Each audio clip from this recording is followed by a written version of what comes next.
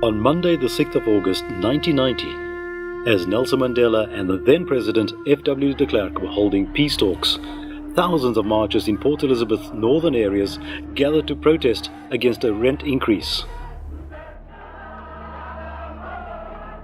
The marchers also called for the resignation of officials belonging to the Labour Party, which had a majority in the much discredited coloured chamber of parliament of the apartheid government. When the police fired tear gas at the demonstrators, a 6-day flurry of violence and looting in the northern areas of Port Elizabeth was ignited. The 6 days of unrest claimed over 46 lives and injured more than 400 and resulted in millions of rands in damage to shops, factories and schools. Ironically, the 6th of August 1990 was the date when the African National Congress announced the suspension of its 29-year-old armed struggle. The uprising in the northern areas of August 1990 was not an isolated historical event, rather it came about as a result of many decades of oppression, suppression, colonization and state violence.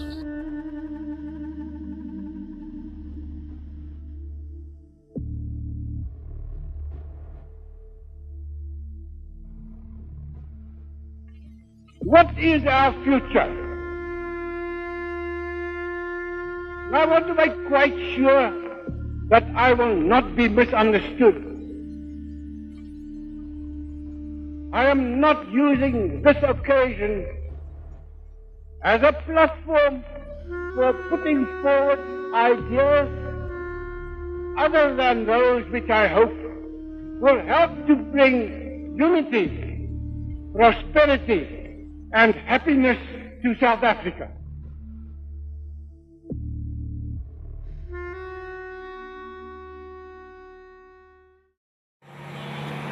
In order to have a better understanding and sense of this tragedy and the events leading up to it, we have to understand the historical layers that brought about the northern areas and its subsequent uprising on the 6th of August 1990.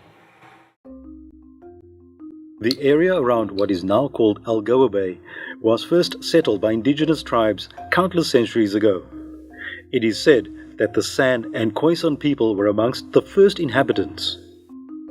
The first Europeans to have visited the area were Portuguese explorers Bartholomew Diaz, who landed on St. Croix Island in Algoa Bay in 1488, and Vasco da Gama, who noted the nearby Bird Island in 1497. In 1799, during the first British occupation of the colony during the Napoleonic Wars, a stone fort was built named Fort Frederick after the then Duke of York.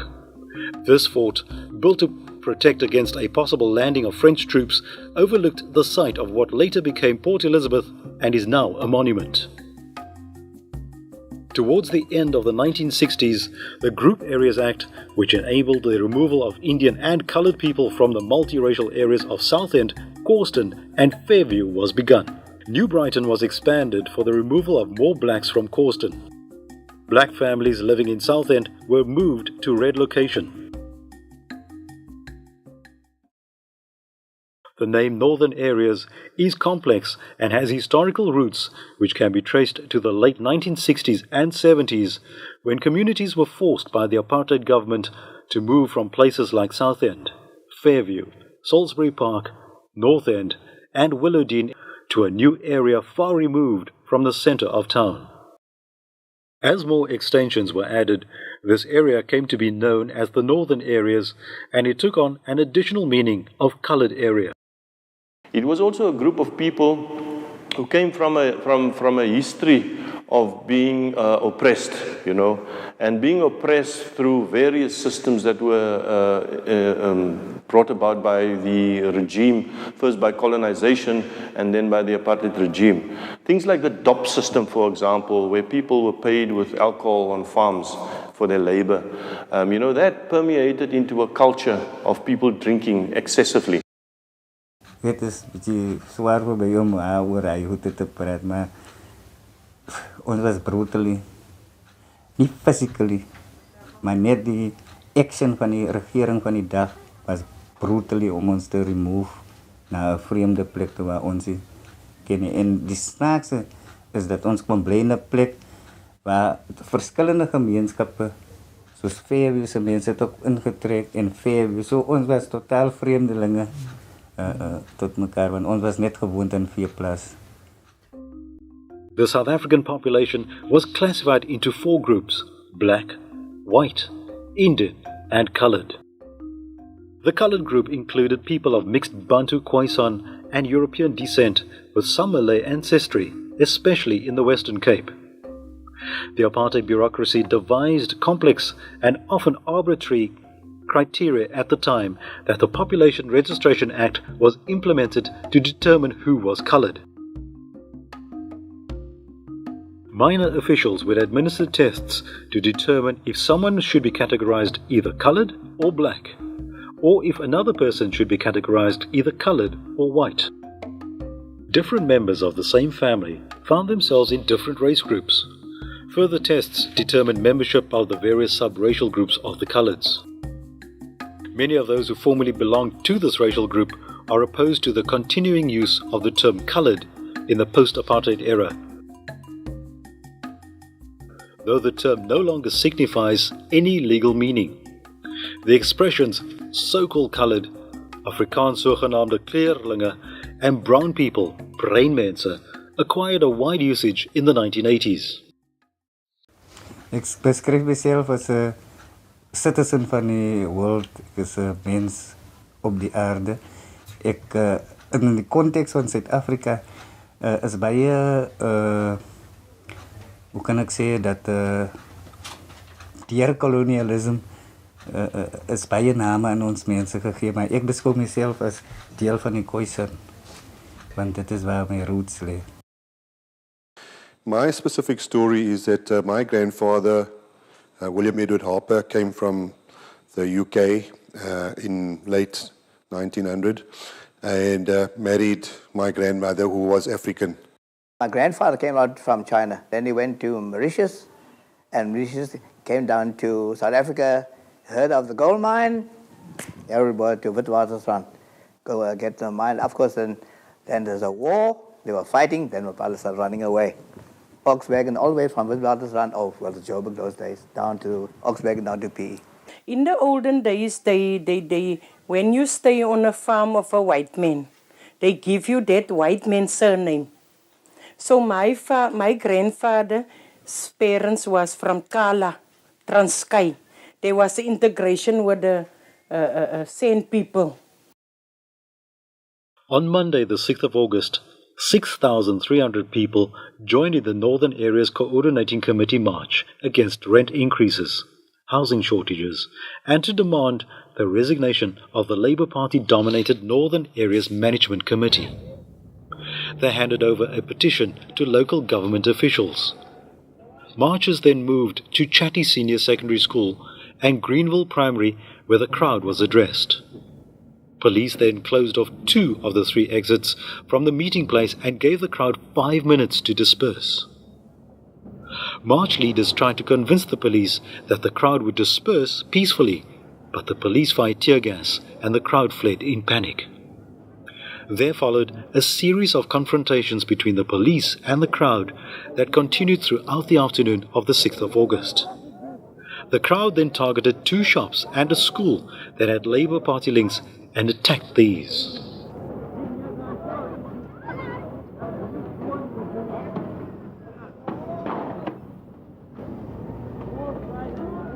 A running battle between the people and the police ensued. This soon spread across Bloemendal, Arcadia and Chatty. Fire raged till late the night.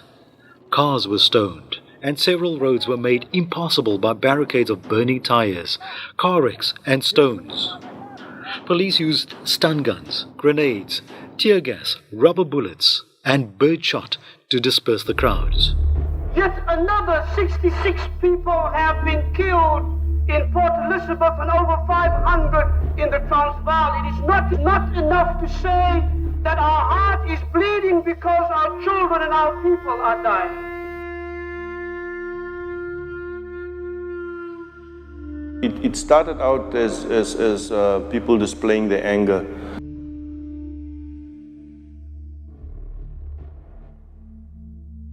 And I think a real uprising did occur as a result of that.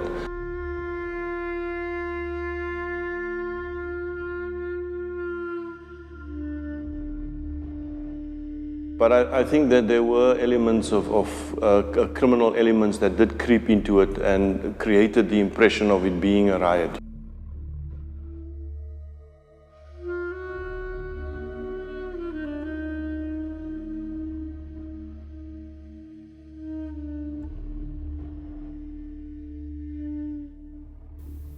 We are appealing to you to conduct yourselves in a reasonable manner under the circumstances. We think that you should not allow yourself to be a target of the police.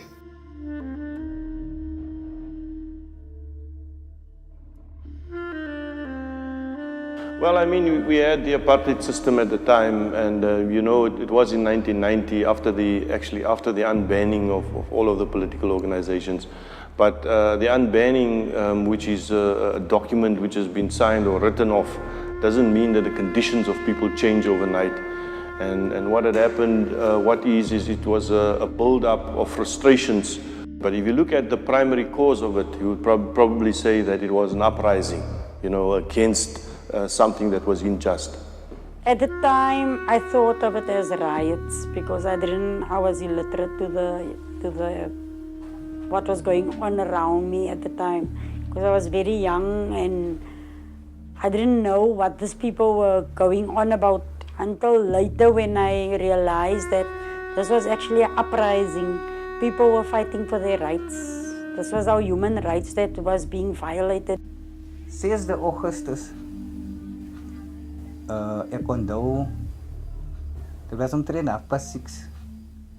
Ek my voordeur oopmaak, toe staan 'n Casper voor my deur aan Burton Crescent.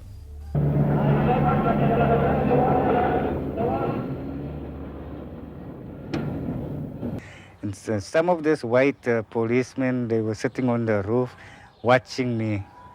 So I saying to myself, hey, what is the boss doing so early in the morning watching me?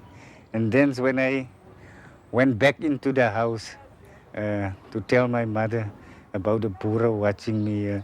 So I make a phone call to the late Cliffy Brainers and tell him, hey, I can't move, young, because this boss, they're watching me now and I haven't got the other way to get out of my place, you see. And so now he tell me, no, don't worry, we'll come and look for you. As I came out again, then I see they are gone, the police. That day when I arrive at work, I just receive a message that there are problems. People are starting to burn shops and looting it. And that specific morning, early in the morning, I took my 2 children down to school. And my daughter, being older than my son, came out a little bit later. But that morning, I took her to school, and there were a group of women that